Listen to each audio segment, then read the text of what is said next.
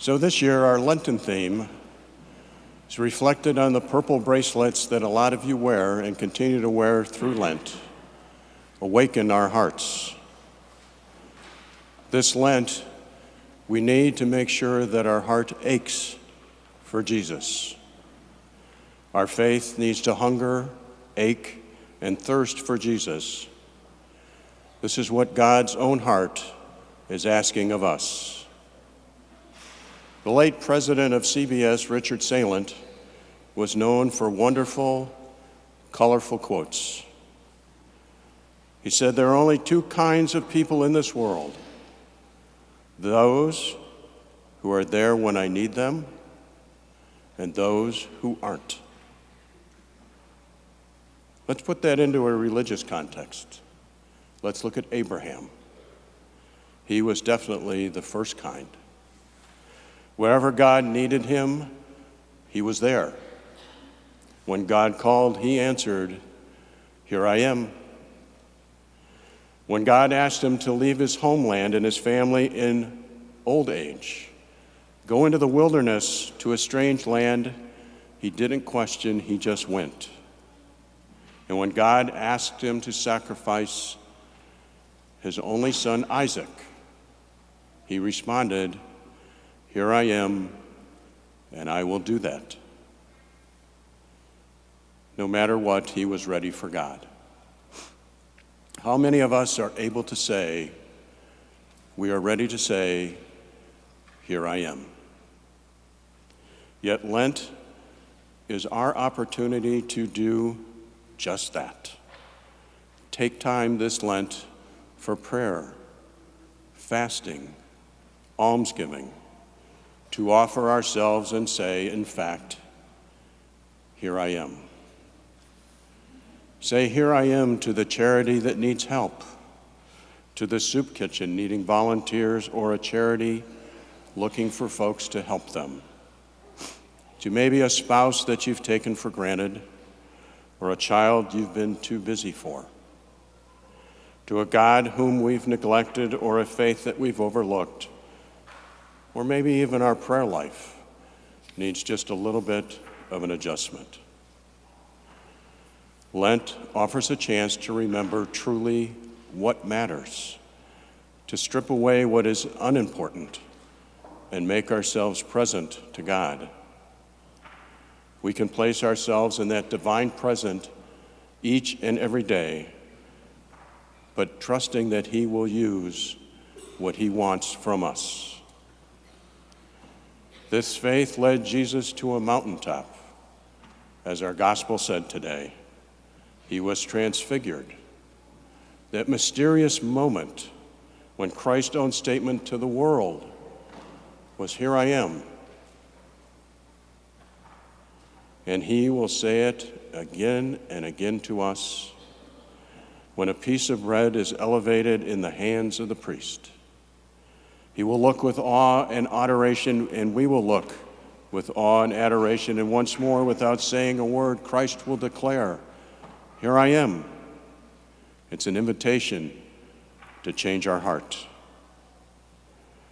This Lent, let us ask ourselves, when God calls, how will we respond? Which will we be?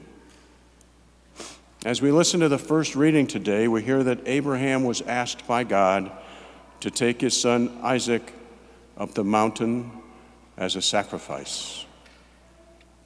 Biblical scholars are clear: Isaac was not a child, but probably 30 years old. Isaac was a willing participant. He carried the wood on his back up the hill. Think about scriptures. Who does that remind us of? Jesus Christ. We remember Jesus going up the hill, carrying his own cross made of wood. We remember Jesus being a willing participant to God's plan. Let's look at the Old Testament side by side in one more reading. Abraham explains to his son that God will provide the lamb for the sacrifice. And the New Testament tells us John the Baptist, when he sees Jesus, proclaims, "Behold, the Lamb of God." And still, do we really get how much did it cost the Father to love us? He looks at Abraham. It says to Abraham, "Abraham, don't you dare hurt your son. I know now that you would give up everything for me. Do not give up your son to prove my love, for I will give up my son to prove that I love you." And that is what God the Father did for you and for me. And it's what we celebrate every Lent and every day. As we listen to the second reading, if God is for us, who can be against us? What more can we ask from God? He gave us his Son. He will awaken our hearts and he will bless us abundantly. Last week, the first Sunday of Lent, we celebrated at St. John Cathedral with our catechumens and candidates to the call of continuing conversion and the election of the catechumens. I need to tell you the cathedral was standing room only. Parish after parish, hundreds of people anticipating going to the altar and shaking the hands of Bishop Perez. What an awesome sight.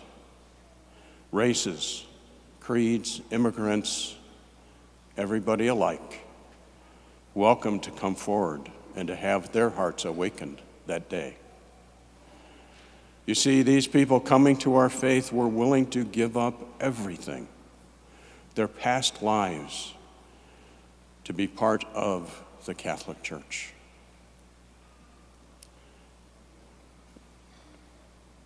We are called every day to offer our dreams to God, to trust him even when things are dark. He will be there. He made it right for Abraham and Isaac, and he made it right for us by giving his only Son. Sometimes we look at our Lenten sacrifices as being hard, as being difficult to do, as being difficult to continue on with. But I ask you this Lent to maybe look at your sacrifices as a gift of love, a love that you're giving to the Father, a love that you extend from yourself to him. Perhaps then our sacrifices won't be so difficult. Perhaps then we will awaken our hearts to the love God has for us. For a moment, I want you to look at the crucifix that's before you. This is God. This is God the Father saying, "I gave up everything for you. This is how much I love you." The whole point is that, like Abraham, we are called to trust God. No matter what, trust him. So as we enter this Lent more deeply, we ask, what am I willing to give up each and every day to prove my love for him? May each of you know his love today and forever.